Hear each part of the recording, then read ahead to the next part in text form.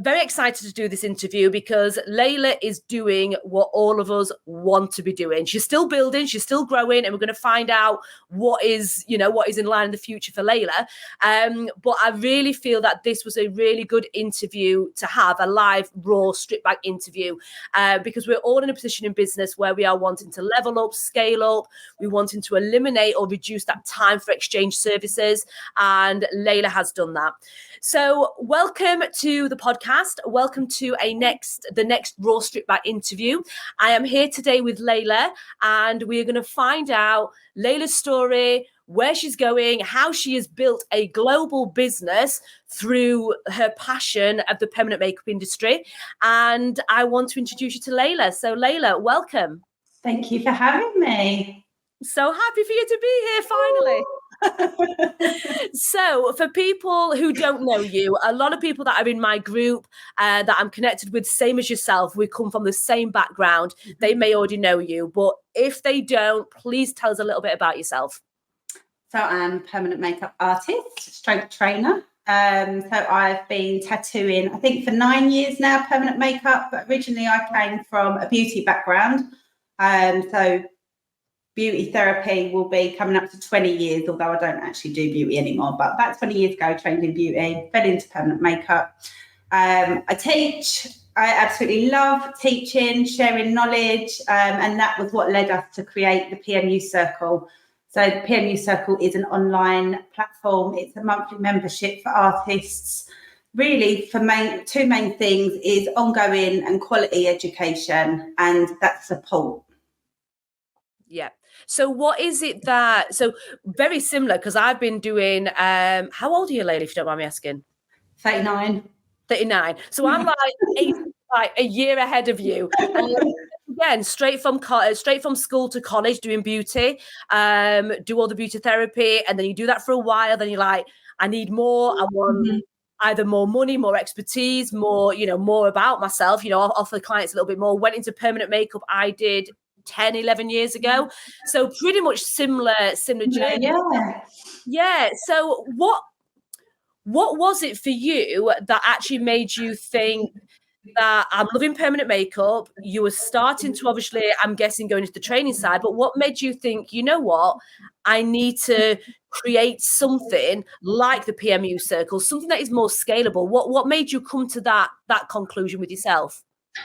Actually, it was more to do with, because I'm so passionate about standards in the industry. And once I started teaching, I was doing a lot of one-to-one mentoring and masterclasses, and it just made me realise how poor some of the training courses are out there. I mean, I'd like to think I had quite a good introduction to permanent makeup with the training that I had.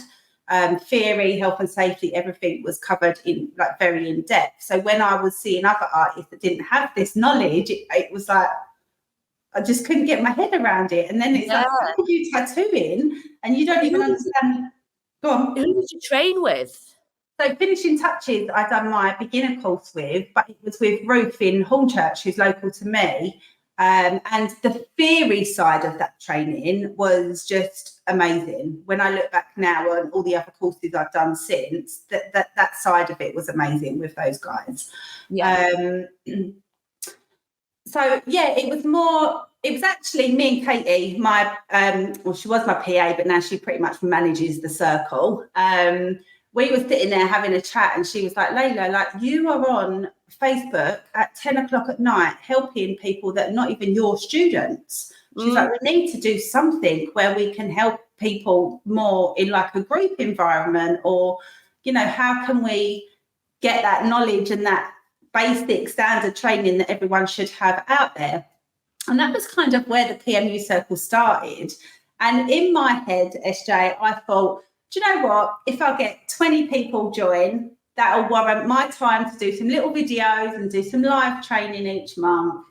And we just chucked it out there, to be honest. I had no content, no nothing, no platform. I was like, let's just whack it out there and see if anyone's interested. And little did I think we had about 400 people join in the pre-launch before we'd even actually put the content together. Then it was like, shit, I need to get my ass now I've got to do some work. See, this is the interesting thing, and I think you've kind of touched on that it didn't drive you to think, right, I'm going to build an online platform, I'm going to be charging X amount, and I'm going to have all these members, and my goal is a financial goal, let's say, or a size goal. It was more about, you know what, the industry is, you know, excuse my language, a sack of shit with a lot of training, a lot of people that we see come out of the industry, and you were just sick of seeing that, and your passion then created, you know, enabled you to create this. See, I was the same as you. My training in terms of the anatomy and physiology, that I felt there was more of that in my training than actual hands-on. Yeah, hands-on, I needed more. Yeah, definitely. But the anatomy and physiology, the home study, I trained with Karen Betts before she altered her training a lot more, where she had different tiers after that, but it was just one set all-round training. And I remember being in training for about 6 to 9 months. It wasn't a short live training course, whereas now people get qualified so much quicker. So there is a lot of artists that are coming in, and they might be so creative and be able to create the most amazing, you know, PMU work, but in terms of the knowledge of the skin, the theory, all of that, they've got no idea. And so it's really nice that you says that is where you thought you was helping people that much, and thinking, you know what, I've got to now create something a little bit more to, you know, to include people. So how long has PMU Circle been around then now? So we are in our 3rd year now. This is 3 years. 3rd year. So it was like COVID then. It was locked. It was like before. It was literally, we pre-launched in the November, and we officially launched January. And then I'm sure it was like the March or something that year that COVID hit. So in a sense, it was the perfect timing without even knowing it. You couldn't have planned that any better, because obviously at that time people was panicking, but people had time. Well, they had time if there wasn't leveling up on business. So they had time. They was at home stressing about when they could touch clients again. So that was obviously a good time to actually start working on, you know, skills and things. Online stuff. We done lots of like Zooms in lockdown, because I've got the online shop. We done like little lockdown boxes, and we was all doing mat work together. And see, that's same as me. Yeah, I did a lot of stuff in lockdown. Obviously, that's when I launched my podcast. And then that's when I accidentally fell into the coaching. So I'd created things for myself, the subscriptions, the home kits. But then that's when I then started getting asked, okay, what are you doing? How are you earning money when you're not working? I now want a piece of that. And that's how my coaching developed. So the lockdown for me was a massive, massive positive. And I think that's really interesting, because a lot of people look back at lockdown as such a negative in terms of business, and so many businesses has failed. What are your views on that? Do you know what? I actually think lockdown brought everyone together as well. Like, it really built that community in our industry. And I know for artists that just, you know, had their clinic and they've completely shut down, it was a very difficult time. But sometimes I think it's mindset, and it's rather than sit there and think, oh my God, I can't work, I feel sorry for yourself and mope on it. It's like, right, what are you going to do? You see so many trainers in lockdown. We was doing webinars and live Zooms, and like there was other ways, like you with your subscriptions and your skincare, and there was many other ways, but sometimes you've got to switch that mindset up a little bit. You have. I think what people needed to have done more is realize that the clients are still there. And a lot of clients are being furloughed. Money coming in, and they're sitting there with nothing to do. Exactly. So they still need us. It's just how can I change the delivery? I can't touch them, but how can I keep their eyebrows looking amazing until they then come back? So there was so many opportunities, but you know, it depends if you got sucked into it or not. And I think for me, I got to a stage where, I have not watched or listened to news since lockdown, because I thought, you know what, I can't control what's happening. If I can't control it, I'm not gonna, get sucked into it. I know. And it still hasn't changed anyway, the news now. We don't even know what's going off in the world, to be fair. So in terms of the PMU Circle, tell us a little bit about it, because obviously it is mainly for permanent makeup artists. Do you cater for the microbladers as well as the PMU? Is it newly qualified? What do you find your clientele is in that? I would say we've probably aimed more towards, artists that have newly qualified or maybe have been in the industry 1-2 years, but we have got more advanced modules on there as well. So I think any PMU artist it would be suitable for, again, because it's like I see artists that have been trained 3, 4, 5 years and they still don't have a clue when it comes to the theory and that side of it. So I think no matter where you are in your career, you would still benefit from it. But I would say a lot of it would be more the newer artists coming into the industry. We do have some microblading modules on there as well. So it's suitable for bladers in the sense they've got the technical modules, but then like the colour theory, the health and safety, the mapping, all of that would still apply to them. Yeah. So talking about, because obviously this is mainly about you and your journey. Okay. So if you was to rewind 5 years ago, okay, so pre-COVID to now, in terms of your work-life balance, your business, even your earnings, because obviously you didn't expect this to hit off as well as it did. However, it has. How has that changed your life personally that you have created something like this? Oh, it's literally been life-changing. Like before the circle, I was doing 12-hour days in the clinic. It was ridiculous. Literally, it was I never had a life balance. My relationship fell apart. I never spent time with my kids. I was just like work, pay the bills. So the circle's been life-changing. I now only do 2 days a week clients. I'll always still do clients because I love it. And that's where I get my little buzz. But I only 2 days a week I do clients. I'm back to, switching off of an evening. I hit a time and I'm like, right, I'm done, work's done, admin's done, finished, spending time with family again. It's made a huge, huge difference. Yeah. And I think it's you have done what a lot of people dream of doing. You've created more timeless and spaceless income. So like I noticed you was on holiday. Was you on holiday, some time off last week or something? I've been a bit cheeky this year. We've had quite a few holidays. But it's nice to be on holiday and know you've still got money coming in. And you've still got earnings coming in, So obviously, that I am like passionate about subscription. Any way that you can get some kind of subscription.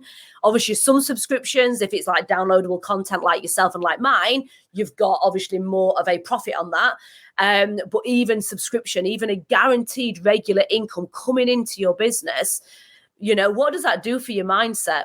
It just takes that pressure off completely, doesn't it? Like, you just feel, I don't know how to explain it, but it's just knowing that is coming in every month before you've even started doing anything or you've even done all your marketing and everything. You've got it coming in. It's just, it changes that way of, I guess, that self-employed, what everyone's so scared about when they're self-employed, not knowing from one month to the next what you do have coming in.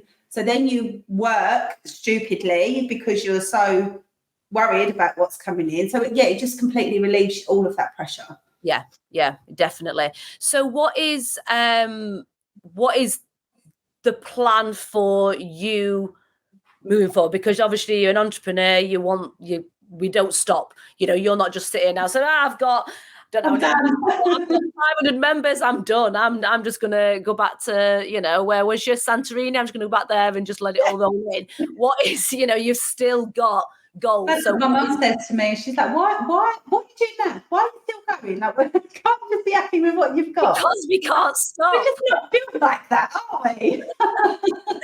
So what is the plan? What is the next step for you? So we are still focusing on growing the PMU Circle. We're changing it up a little bit at the minute. I've got some artists coming down for some live filming.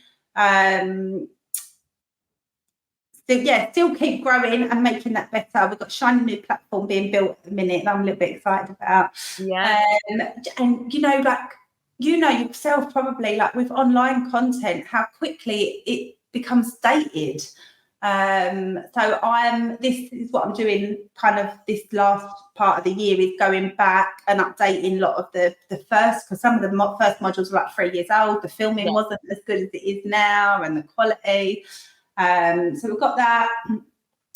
I've actually just moved back. I've just shut my high street location down, which a lot of people are like, oh my God. And that was one of my biggest dreams, to have my big high street clinic and academy. And I've done it. And I've gone back to a home salon. Well, this is interesting. Why was that a dream? This is what really, I think as you get older, and obviously as you've created what you've created, but as you get older, you start to think, why do I need that big, shiny clinic with all the expenses, all the rent, all the maintenance and everything else? Why do I actually need all of that? What was it that made you want that? Do you know what? Looking back now, I think why? What was the point? And when I was teaching, I needed the space for the beginner courses anyway. But I think it's more that you feel like you've proved yourself, or you feel like you're successful if you've got this. You look successful on the outside. I was going to say, do you think, without sounding bad, but a lot of people do it. They have a really nice flashy car, not because they like the flashy car, because it makes them look good to other people. Like, people would be like, oh, look at you, you're doing so well, you've got a lovely new shop and blah. But actually, when you look at how much you have coming in from that versus how much goes out, and where we are, we're London prices. And stuff. So I got to a point where I stopped my beginner training the beginning of this year so that I could focus more on the circle and the membership. And then, do you know what? I walked in there one day and I just thought, we don't need space anymore. Why am I paying £3,000 a month overheads 2 days a week? Yeah. And then my overheads are like pennies. And I just thought, it's another pressure and stress that I don't need anymore. I did used to have all different artists working in there, renting beds, but that's a whole new stress game on its own. Staff, and definitely. But I was actually so excited to come back to my garage where it all started. I've done a full circle. I love it. But the thing is, you're in a full circle, you've got a more streamlined business and you've got more money coming in. So does it matter? And for me, again, it comes down to that time freedom. I don't, we start businesses, don't we, to have time freedom, but actually you end up doing the opposite. Yeah, definitely. So what would you say for anyone listening to this that is in the industry, obviously beauty, hair, PMU, and they are at that stage of kind of burnout? So they're at the stage of working the night times, working the weekends, making ends meet, cramming people in to get the bills paid next month. What would you say to those people who are wanting to get a more streamlined business, more timeless, spaceless? What would you recommend? What were the steps that you would recommend them to take? The first thing I've done that changed my life was get help. Like we think we can't afford to pay someone else, and you're doing everything yourself. You're up all night doing your bookings and you're back and forward with clients all day in between seeing clients. Get help, accept help. There'll be a point when you're that busy that you need help, and it's hard to lose that little bit of control, I think. I'm very much of a control freak, so giving someone else most of us are killed me. But definitely do that, start and get your evenings back. And I think you have to be really, really strict with your time. Like if you block a day out, what I used to do, I'd block a day out, so I can't fit someone in. Oh, that's all right, I'll squeeze you in on my day off. So I think you've got to be strict with your time, definitely, if you want to try and get that balance. It's something I've battled with my whole career in being in beauty. But I think it's like you said about delegating and getting help. Women that are entrepreneurs don't let go. They don't let go. They want to do everything. But I say this to everyone that I coach. If you don't learn the art of delegation, you don't learn to delegate the tasks that don't inspire, motivate, or energize you, and things that somebody else could do for a lot cheaper than what you could do if you did a client, you're never going to scale a business because you can't physically run a business, do your account, do all your bookings, do all your social media. You can't physically do all that. Yeah. And if you don't delegate some of it, then you can't then move forward. So I think that's a real important point. And I think, like you said, people that I'm coaching at the moment, I believe that they could get to where they want to be eventually, but having help from me or having help from you from PMU Circle, they're going to get there 10 times quicker. Definitely. Oh God, I wish this sort of stuff was available when I started 20 years ago, because it wasn't. I mean, we didn't have Facebook and that then. It was like yellow pages and leaflet dropping. Yeah. And outside your salon door, handing out leaflets. Yeah. But I that's one thing that I do think, like, I've just turned 40. I think, God, if I could rewind like 7 years ago and just know what I know now, but obviously all in hindsight. Don't be, I feel like I talk to a lot of artists, like, because I do like free little guidance calls and that with people from the Facebook group. And I feel like I talk to a lot of artists that are struggling. They don't know where to go or what to do, but then they're so reluctant to then invest, like with a coach. You can't progress if you're not going to invest in yourself and your business. I still invest in myself and my business now. Like, you can never know enough. Yeah. I'm always paying someone something to help me somewhere. Yeah. So you have to. Yeah, important. Yeah, definitely. You have to learn to, like you said, let go of the tasks that don't inspire you and get help. Or invest in yourself, because if you're not, somebody else is doing it. And it's a lonely industry, and we're all normally independent, just one of us. We haven't got a boss telling us to wake up early and get cracking with our email marketing. We haven't got a boss telling us that we have to post 3 times a day on TikTok. We haven't got somebody over our shoulder telling us all the time. However, if you outsource a coach, outsource a community or whatever, and be surrounded by these people, you've straight away got accountability. I've just put in my Facebook group today that I'm doing a social media challenge because I want to do it. I want to be accountable that I am posting 3 times a day on TikTok, and I want to see how quick I can grow my following. So I have just said, right, who's with me? Okay, let's get accountable together. And because you've done that, you're going to commit, you're going to show up, because you'll be embarrassed if you don't. Yeah, it's amazing how once you say something out loud to someone else, how accountable it does hold you, and it does give you that little kick up the bum, doesn't it? You've got to do it, haven't you? You've got to do it. There's something I want to do, but I don't share it with people because then I'll have to do it, and I'm not sure mentally whether I'm ready. So that might come soon, but right now I'm not gonna. I'll say what it is. It's nothing work related. I want to start doing the ice plunge baths every morning. Do you know what? I was talking to someone about this the other day. I was like, do they really work? Is it really worth it? And she was like, oh my God, it's amazing. I know, but I just think I'd buy one, I'd get all revved up, and I'd be like, tell everyone I'm going to do it every morning, and then I'd do it one morning, and then I'd sell it on. Especially now because it's getting dark in the morning and it's cold, it's colder outside. So I've not made myself accountable to that, and I've just said it's an idea. An idea. She's pondering on it. I'm pondering on it. So any other tips that you would say? Obviously, you said it was your passion that led you to what you have created. And I think this is a really important part when somebody's trying to scale the business, is not focusing on the quick wins. You wasn't focusing on, I need this amount of clients to then replace that revenue and I just need the pennies.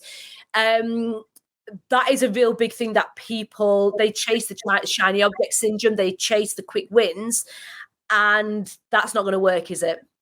No. And do you know what? Listen, we're all here to earn money, right? We all set up a business to earn money. But I genuinely do believe that if you are passionate and about what you do and you care about what you're doing, you're going to be successful. So I think, scrap that. And it's like socials, when, like if you've got a quiet week, sometimes I see people that are like posting in desperation, like 50% off, and that portrays that to clients. I feel like, I think try to just, definitely try to think long term, and building a business, it's not a quick thing. It does take a lot of time, a lot of dedication. You have to be patient. years sometimes. Yeah, years. God, it took me years to be fully booked as just an artist. Yeah. Not just an artist, but you know what I mean? Like, it took me years to be fully booked. Definitely. And I think this is where, see, one of the biggest tips that I got when I started changing my business on my direction, the coaching side, was having a cash buffer. And people look at this really lightly, but if you have got a safety net sat there in your account, knowing that you could work for you could pay your bills for another 6 months, if it all went tits up, it then releases that mindset of quick wins. You then will truly stay focused. And I've said this to a lot of people that I've coached. I'm like, don't pay me to coach you if you are literally putting all your pennies with me. Okay. You need to make sure that you have got that safety net there. So then you can fully go down the route of following your passion, following your niche, knowing your avatar, and then scaling from there, because people will become desperate. Definitely. And I think as well, it's important not to compare yourself with others, because we all do it, you know. And I was talking about this on a Zoom the other day, like what you see on social media is not real. I know a lot of artists that say they're fully booked till next year, but they're not. It's a marketing tactic. But then it makes you feel inferior. Why am I not fully booked? So I think just stay in your own lane, focus on you, focus on your business. I have no idea really what people are doing around me anymore. I don't even look. Yeah, this is what I've also been telling a lot of my following now is, do not follow other artists. Follow a selected few if you really like the work and you feel that they can help you in the development, but don't go down the route of following all the artists in your area, because, well, one, it's not great for your algorithms anyway, because you're then not going to be finding your true avatar, your true client. But you're going to be seeing posts like this and thinking, shit, why aren't I fully booked? And it just makes it feel awful. But half the time it's not real anyway. All smoke and mirrors. Yeah. So just stay really, really, really focused. And I think it's about everyone's got a specific passion in the industry. Like, obviously, your eyebrows is your thing, isn't it? Eyebrows is your main thing. Eyebrows, if I was pushing my PMU side and continue to level up on that, it'd be eyebrows. But skin really fascinates me. Skin really fascinates me, and just helping people's businesses. So I would never be influenced if I'm on social media all the time and I'm seeing a new treatment that's coming out, or a new shiny object syndrome. I'm never going to be influenced by that. It's like, you know what? I'm not really interested in lips. It's not. I don't want them clients. I want these clients. So I think you can easily be swayed off the track of where you want to go. Yeah, do you know what as well I find? It's if you're not as busy as you want to be yet, rather than keep pushing forward with what you're pushing forward with. So if it's permanent makeup, I find that everyone then starts adding in all these extra treatments. Because they think it's going to bring them more money. But that's exactly, I mean, I done it. When I done beauty, I trained in, I even done hairdressing. Like, I was jack of all trades. I done everything. But it was actually when I decided that permanent makeup was going to be my focus and where I wanted to go, I stopped and cut out all of my hair and beauty. That was when I got busy, because that was what I become known for. So sometimes it's just being a little bit patient and just pushing forward with where your passion is. Yeah. And I think this relates when you put like posts out on social media, you know, if you are trying to get everybody, your content that goes out there doesn't hit home with anybody.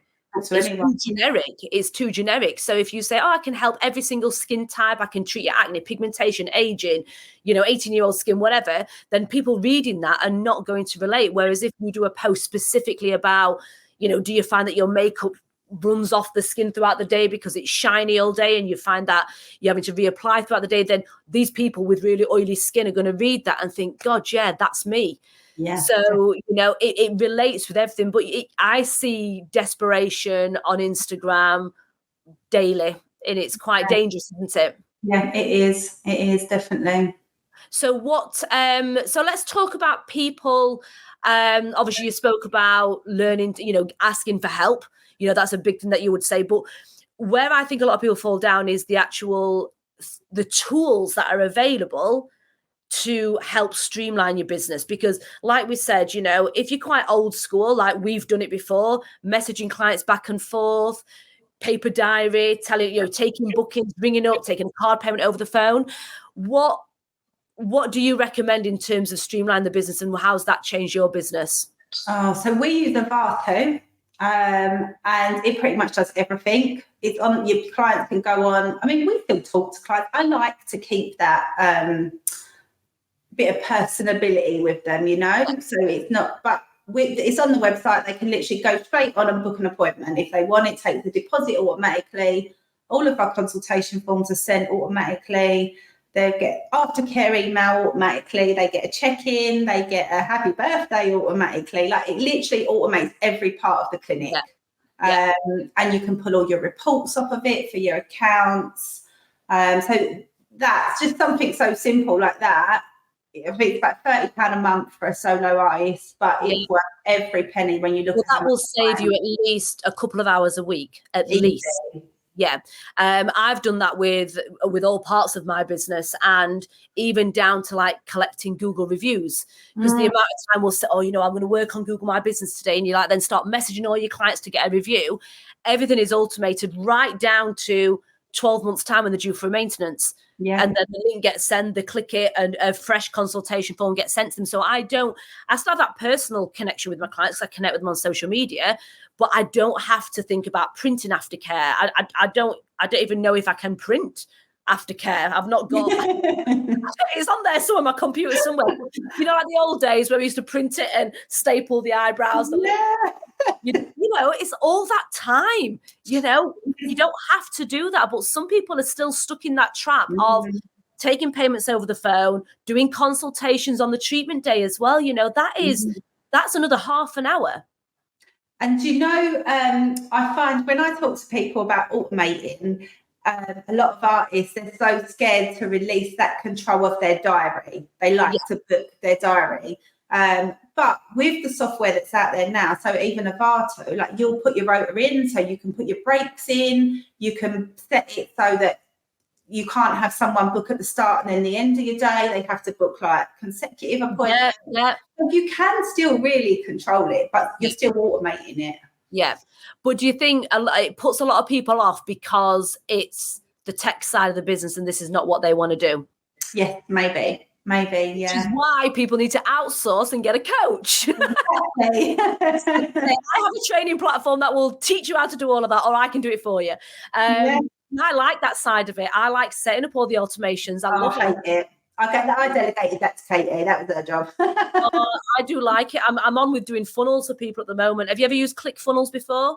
No. Do you know what? We are a little bit old in this, in the sense that we still use MailChimp. MailChimp was my original platform. So all of our like funnels and sequences and everything, they're all still on MailChimp, because for me, the thought of shifting it somewhere else. Yeah, maybe you need me. Maybe I do. No, I use a lot of funnels as well. So obviously, like, it's like a landing page, and you can have like your upsells and stuff on. So I'm doing that a lot for people that are creating PMU courses, brow mapping courses, where it kind of then goes in. They've got a chance to upsell to get a manual version or the online version. And it's just it's using all these tools in the background, which I know nobody likes doing, but this is what's going to free up time and also give you that more scalable income.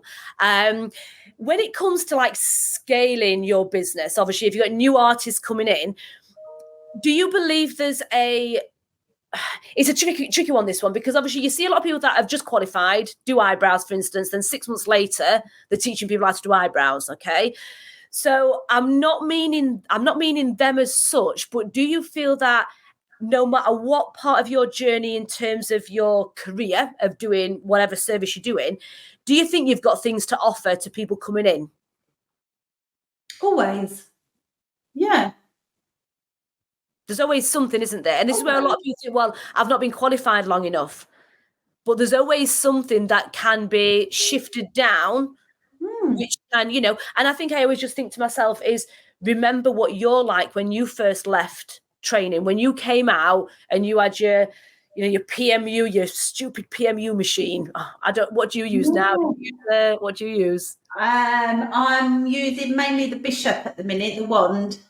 Oh, okay. I use the Zion. I use Bishop needles. I love my Zion. Still got my Zion. That was my first rotary machine, but I still love it. Yeah. But this is the thing as well. This shows the development because, how sturdy and amazing they are. But then when you come out, it's like spend 20,000, not that amount, but spend 5,000 on this device, which shows you your lips, and then crap, aren't they? But you only can buy needles from us.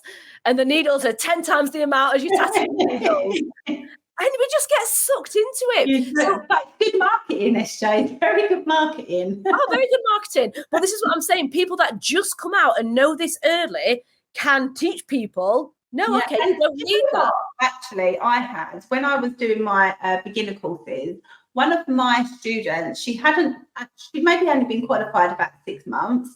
She started offering like little case study days. So students that were doing case studies before they were qualified could go to her and she would be there whilst they'd done their case studies as a little bit of moral support. So she wasn't like years and years of experience, but she'd been through it and knew that sometimes just having someone there is all you need.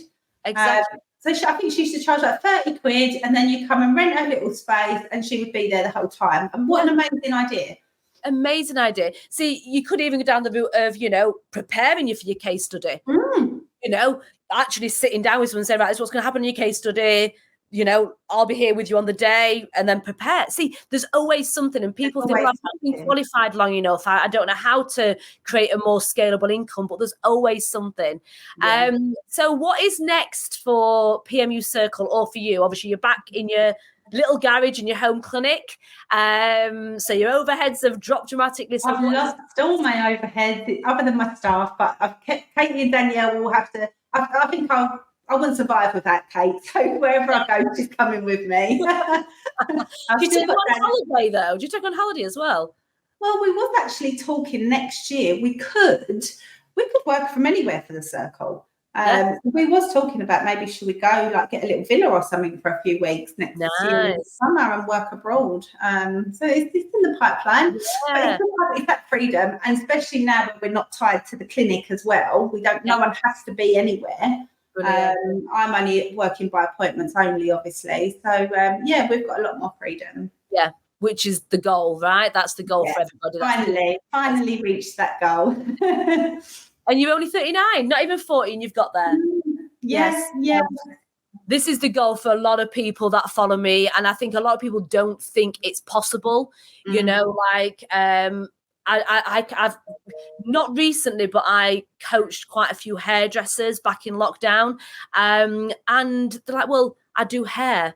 How can I actually make that scalable when I have to touch hair? But I trained somebody, I was talking about this the other day actually, and what did she create in lockdown? She created a 5 easy hairstyles to sell to men to do for the daughters.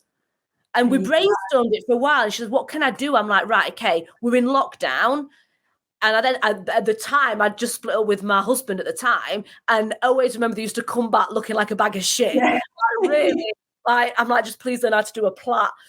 And we just brainstormed a little bit. And she loved doing put-ups. I'm like, could you do a 5 simple hairstyle guide and sell it single men? How many men would purchase that for 50 quid?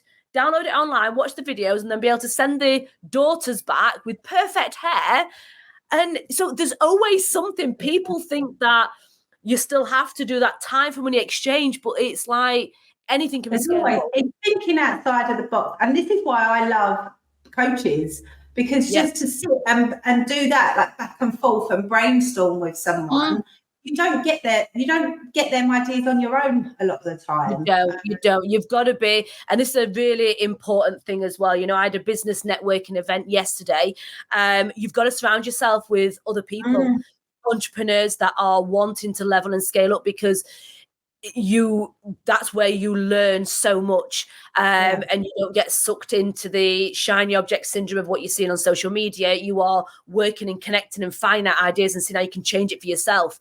I did a lot of work with a face painter She does face painting. So it's all weekend, Saturday, Sunday. She's got family. She didn't want to do it anymore. And she's completely changed her business, like earning money, hand over fist, getting all these people trained and then out on the fairs and stuff. And it's all done in the background, automated. It's like absolutely amazing. So, if a face painter and a hairdresser, PMU artists can create that more, spaceless and timeless income, it can be done. Amazing. And I feel like as well, sometimes we think, oh, but that's already been done, or she's already doing that, or I can't do that. But actually you can, because people buy people, don't they? And if you do, let's say if someone else now goes and creates the circle, it still won't be the same. They'll have their own spin on it. It'll be different content. So I'm not saying I'll go and create a circle, but it's like the same with artists. Like, yes, there are a lot of PMU artists out there now. Yes, there are a lot of PMU trainers out there now. But people will come to you for you. Don't ever be put off doing something because the girl up the road's doing it. Yeah. But I also think an interesting point on this is you always think there's a lot of you because, say with social media, if I'm putting content up on there about beauty business coaching, I see a lot of beauty business coaches. However, in reality, there's not many. Yeah. When I talk to processes. Exactly. When I talk to Joe Blogs and strangers, they're like, oh, I've never even heard of that. They've never even heard of what you do. Somebody who doesn't know anything about permanent makeup. However, there's so many trainers. There's loads, but it's only you that know there's loads because on social media, this is what it's going to be showing you. So people see so much thinking, God, it's been done. Somebody's already there. They do it. They have it. I can't do that.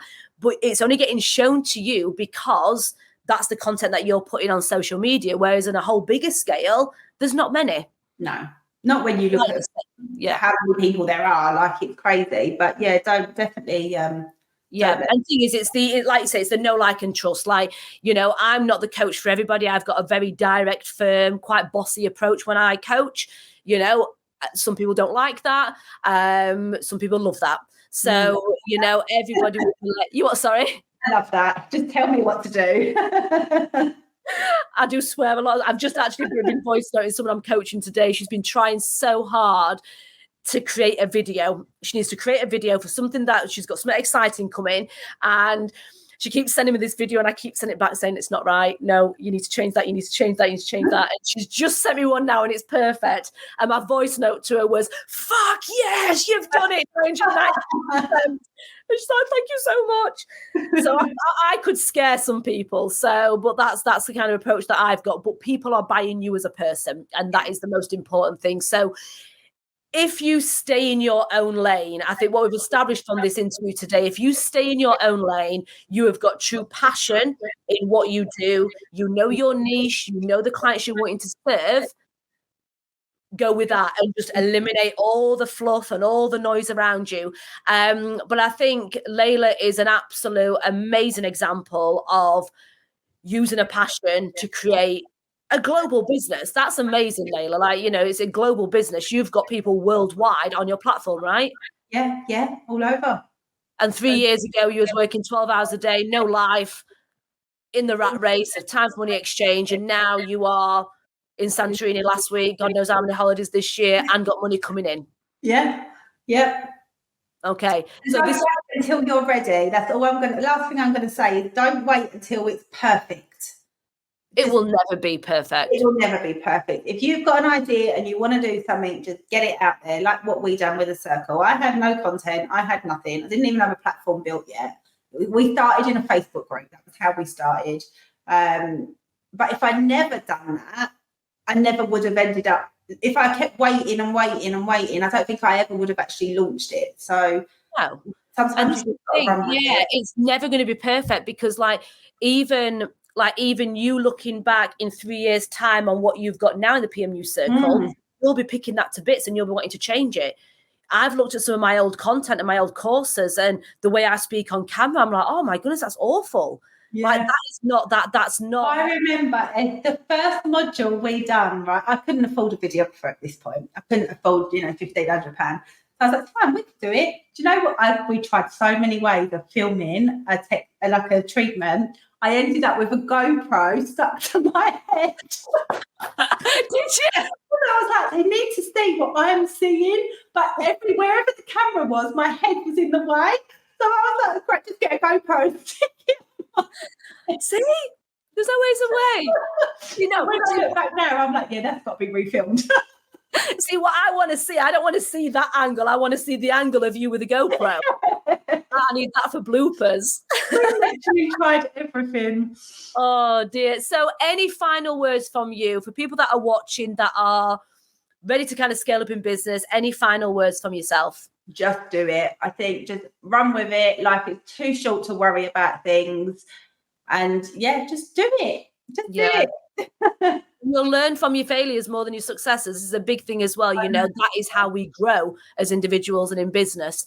But I think the most important thing to take away from today is that it can be done. You know, if you're a PMU artist, you're a hairdresser, you're a nail technician, lash technician, you can create a more scalable, timeless, streamlined business. But you've got to learn how to delegate. You've got to learn how to ask for help, and you've got to invest in yourself. Definitely. You know, and I'm not talking of becoming a course junkie and get that shiny object syndrome, because, you know, like Layla said, you just keep moving your money pot. You don't actually earn any more money. You've still got to put in the same amount of time. So it's really focusing on your niche, pushing that passion forward, and getting help to move you forward, getting accountability. Definitely. If you don't know how to do something, ask someone, pay someone. Yeah.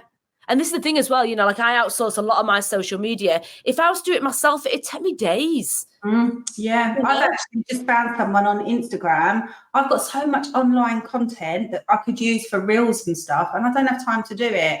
So he's like, right, I can, you know, just put them in Dropbox, and it's like $5 for a video or something, wherever it was.